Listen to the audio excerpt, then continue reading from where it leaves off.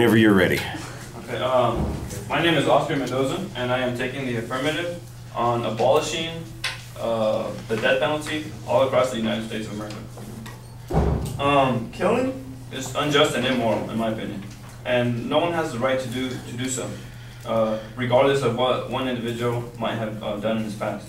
I especially emphasize that this is not right for the U.S. court system to sentence individuals to death, because there has been many cases where someone is convicted guilty, killed, and later found innocent. Since the U.S. Most recently implemented the death penalty in 1976, there has been 18 counts of finding an executed inmate which was later found innocent. That's 18 lives spent behind bars, anxious and knowing that they're hopeless of living another day in society for no reason but the reason that the jury felt they for no reason but that the jury felt they committed a crime they in fact did not. The U.S. court system is far too flawed to be exercising the death penalty. In fact, over 142 counts of felony charges with death penalty have been overturned since the death penalty was implemented in 1976, which further proves its inconsistency to convict an individual rightfully. Statistics suggest that mistakes of convictions will continue in the U.S. and more individuals will suffer at the expense of their life for no reason. This is immoral. The death penalty has been reduced to an order of the court that an employee has to go forth and carry that is flipping the switch in the case of an electric chair or injecting a needle in the case of the lethal injection. But these are in their own ways acts of murders themselves. The death penalty is also one of the most expensive practices in the U.S. In California alone, there has been over $4 billion in expenses pertaining to the death penalty. According to an article in the New York Times entitled "America's Retreat from the Death Penalty," if all death penalty cases in the U.S. were to be reduced to life in prison without parole, we would save up to $170 million a year and up to $9 billion by 2013. The article also suggests that some individual cases have cost millions of dollars themselves, like the Levy King case, which cost well over $1 million because of the constant trial determining whether he deserved life in prison or death row.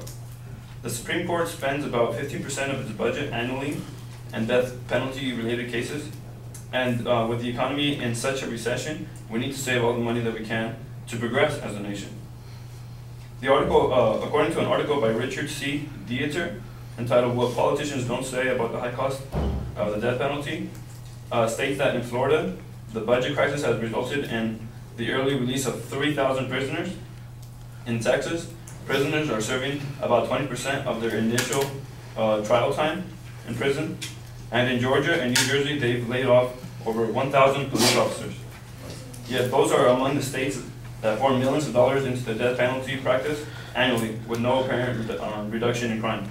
In Texas alone, nearly 300 death row sentences are costing an estimated $2.3 million per case, and Texas is among the highest in murder rates in the country. The death penalty is much more expensive than its closest alternative, that is life in prison without parole, and therefore should be abolished all over the United States.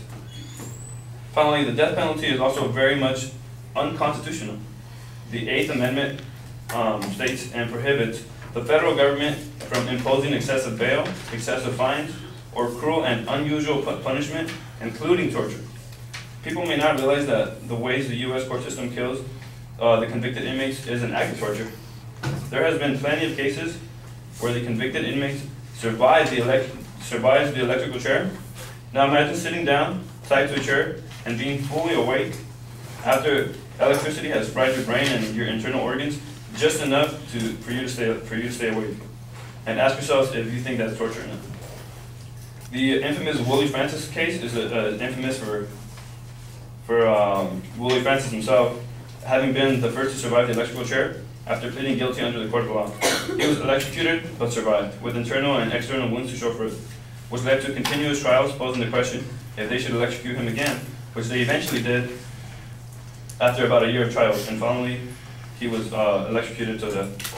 The lethal injection is often another way of taking someone's life, under the death penalty.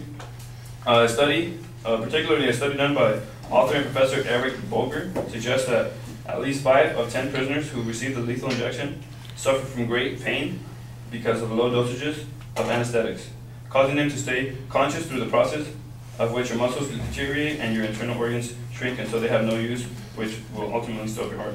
The study further suggests that about 7 of 10 prisoners are usually conscious regardless of the anesthetic dose, because their adrenaline level is at such a high level, knowing that they're about to die, which causes the body to fight back against the poison that is the lethal injection. These may last up to 10 minutes. The most astonishing case of the lethal injection proving to be a torture is when an Ohio inmate, based on the CNN article entitled "Execution Problem for Ohio Inmate," an Ohio inmate was injected with the lethal injection through the skin, but not through the vein. The executioners continually missed the veins due to his nervousness and injected him various times until they found the vein. The procedure lasted 90 minutes, all of which were torture-filled for the Ohio inmate. So basically, by continuing the practice of the death penalty, we become individuals who don't involve our empathy in moments of great suffering.